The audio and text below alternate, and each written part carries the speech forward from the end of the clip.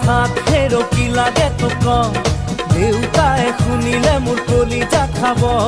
মনে মনে থাকে কি লাগে তো কম দেউতাই শুনিলে মোৰ কলিজা খাব